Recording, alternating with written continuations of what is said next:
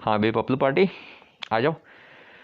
जो इंक्लाइंड रस्सी वाला केस है उसे भी देख लेते हैं इस सेशन में। तो देखते हैं कि अगर किसी रस्सी को, हैवी रस्सी है, उसकी मास m बता रखी है, बता दी गई है, उसकी मास जो m है बता दी गई है, और उस रस्सी को यदि हमने किसी एंगल पे, ना वर्टिकली ना हॉरिजॉन्टली, हमने किसी एंगल पे कुछ इस तरीके से सस्पेंड कर रखा है, रिजिड सपोर्ट्स के बीच में सस्पेंड कर रखा है, और हमसे पूछा जा रहा है कि भाई बताओ इस केस में टेंशन क्या होगा, क्या इस केस में टेंशन वेरी करेगा या नहीं करेगा।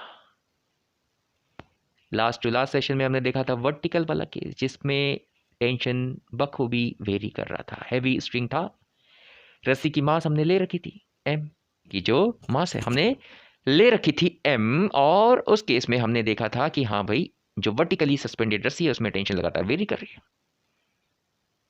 जो लास्ट सेशन था, बिल्कुल लास्ट सेशन, उसमें हॉरिजॉन्टल वाला केस देखा कि हैवी होने के बावजूद यदि उसे हम हॉरिजॉन्टली किसी तरीके से सस्पेंड करके रख सके तो उस केस में टेंशन वेरी नहीं कर रहा है। वर्टिकल में कर रहा था, हॉरिजॉन्टल में नहीं कर रहा। अब पूछा जाए इंक्लाइन में क्या करेगा, करेगा वेरी या नहीं करेगा टेंशन। टेंशन इंक्लाइन वाले केस में, इस वाले केस में वेरी करेगा कि नहीं करेगा, अगर ये पूछा जाए तो फिर वही, अगर मालूम है तो ठीक है, कंफर्म है तो ठीक है, अदरवाइज अगर कंफ्यूजन है, अगर नहीं मालूम, पता करना है और सीखना है, समझना है, तो फिर तो उस मॉलिक्यूलर लेवल पे उतरना ही पड़ेगा, उस मॉलिक्यूलर लेवल पे उतरना ही पड़ेगा। और अगर उसी तरीके से अगर हमने इस रस्सी के अंदर भी देखा कि खूब सारे मॉलिक्यूल्स एक दूसरे को थाम के रखे हुए, एक दूसरे को थामे हुए, और उनमें से किसी एक मॉलिक्यूल को यदि आपने कंसिडर किया कुछ इस तरीके से, अगर कंसिडर किया तो इस मॉलिक्यूल की फोर्स डायग्राम बनाते समय आप बताओगे कि भाई एक फोर्स तो लग रहा है mg, जो कि हमेशा के समान, हर केस के समान वर्टिकली डाउनवर्ड लग जाएगा, वर्टिकली डाउनवर्ड लग जाएगा mg। लेकिन जो नॉन कॉन्टैक्ट फोर्सेस है, नॉन कॉन्टैक्ट फोर्स तो हमने mg बना लिया, लेकिन जो कॉन्टैक्ट फोर्स है वो अगल बगल वाले मॉलिक्यूल्स लगाएंगे। लास्ट सेशन में भी डिस्कस किया था, अगल बगल वाले मॉलिक्यूल्स लगाएंगे तो अगल बगल वाले मॉलिक्यूल्स उस पर बिल्कुल वही उसी तरीके से टेंशन लगाएंगे अवे फ्रॉम दी बॉडी। देखो ये मैंने लगा रखा है अवे फ्रॉम दी बॉडी, नीचे एक मॉलिक्यूल है उसने नीचे लगा रखा है, ऊपर एक मॉलिक्यूल है उसने ऊपर बना रखा है, ऊपर बना रखा है। ऑलराइट, नीचे हमने mg कह दिया, वेट है ही है। एक टेंशन को आप ऊपर वाले को चलो T1 कह दो और नीचे वाले को T2 कह दो, नीचे वाले को T2 कह दो। तो अगर हम इस मॉलिक्यूल की फोर्स डायग्राम की बात करें बेटा, तो नॉन कॉन्टैक्ट फोर्स के नाम पर एक ही फोर्स है mg, और कॉन्टैक्ट फोर्स के नाम पर यह मॉलिक्यूल, क्योंकि अगल बगल वाले दो मॉलिक्यूल्स के साथ कनेक्टेड है, कह सकते हैं कि उनकी वजह से, अगल बगल वाले मॉलिक्यूल्स के वजह से इस मॉलिक्यूल पे कांटेक्ट वाला फोर्स लग रहा है, तो फिर वो तो T1 और T2 के रूप में दिख रहा है, और तो कोई फोर्स हमें नजर नहीं आ रहा है, और तो कोई फोर्स हमें नजर नहीं आ रहा है। एक नॉन कांटेक्ट और बाकी दो कांटेक्ट। अब बात ये आ गई कि यह जो मॉलिक्यूल है इन सारे फोर्सेस के अंडर अगर हम देखें, यह फोर्स, यह जो मॉलिक्यूल ये तो रेस्ट पे है, रेस्ट पे। तो अगर अलोंग द स्ट्रिंग यदि हम बात करें कि क्या जो टेंशन T1 T2 वो इक्वल है, तो उत्तर होगा नहीं, बिल्कुल नहीं, क्योंकि mg का एक कॉम्पोनेंट तो नीचे आएगा, जैसे इंक्लाइन प्लेन में आपने पढ़ा रखा है mg साइन थीटा आता है ना, mg साइन थीटा, तो नीचे की ओर एक कॉम्पोनेंट आ जाएगा mg साइन थीटा। अर्थात अब हमारे फोकस में यह जो पार्ट है, यह पार्ट अपने को दिख रहा है। अलोंग द स्ट्रिंग अगर हम बात करें तो जो फोर्सेस है, ऊपर की ओर टेंशन T1, नीचे की ओर T2, और नीचे की ओर ही mg का साइन थीटा, नीचे की ओर mg का साइन थीटा। आप mg cos थीटा के बारे में सोच रहे होगे, उसके बारे में अभी चिंता मत करो, आने वाले सेशंस के अंदर उनका इलाज कर दिया जाएगा, उनके बारे में सारी क्लियरिटी आपको हासिल हो जाएगी। फिलहाल जिस पॉइंट पर हम फोकस्ड है उस पॉइंट पर गौर से आप देखने की कोशिश करें कि अगर अलोंग द स्ट्रिंग की बात करी जाए तो अलोंग द स्ट्रिंग इस ओरिएंटेशन के अंदर टेंशन क्या T1 T2 इक्वल होगा,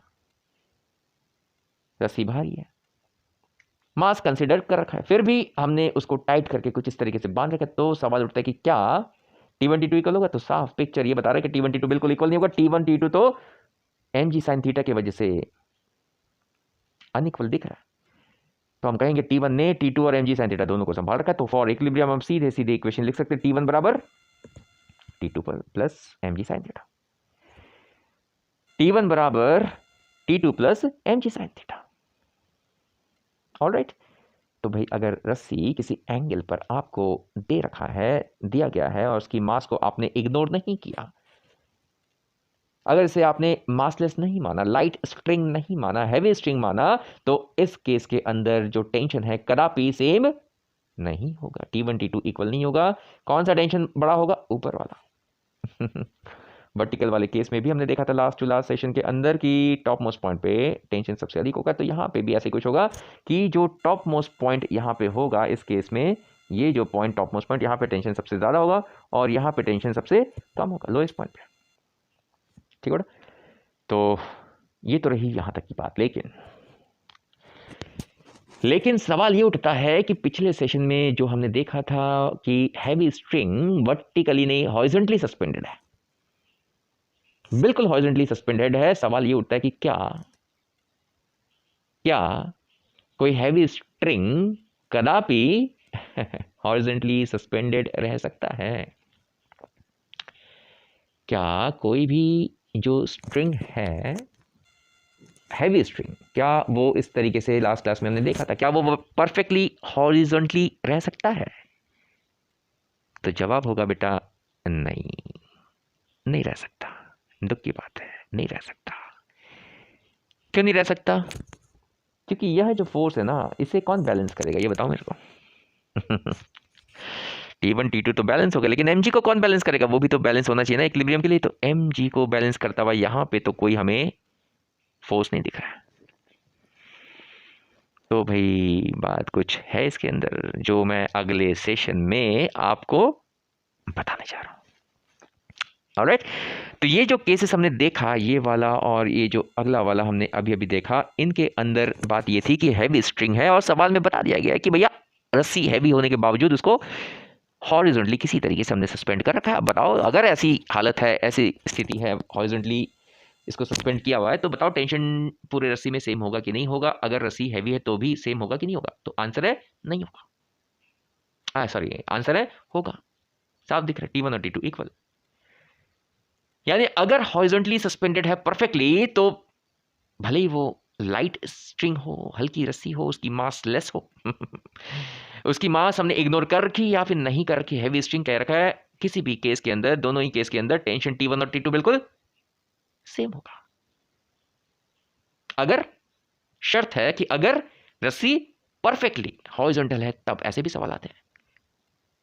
लेकिन गौर से देखा जाए तो बेटा कोई हैवी स्ट्रिंग परफेक्टली हॉरिजॉन्टल रह नहीं सकता। दुख की बात है, रह नहीं सकता। तो अगले सेशन के अंदर हम लोग देखेंगे कि हैवी स्ट्रिंग को यदि हम हॉरिजॉन्टली सस्पेंड करके रखना चाहें तो उसके अंदर क्या मॉडिफिकेशंस, क्या डिफरेंस, क्या अलग बातें अपने को देखने को मिलती है, कैसा ओरिएंटेशन होगा, कैसा वो रस्सी किस तरीके से ओरिएंटेड होगा यदि उसको हमने हैवी स्ट्रिंग को यदि हमने हॉरिजॉन्टली बांध रखा है। अगर मान लो कोई चेन है, लोहे की चेन है, उसको आपने हॉरिजॉन्टली बांध रखा है, तो क्या वो एब्सोल्युटली हॉरिजॉन्टल रह पाएगा?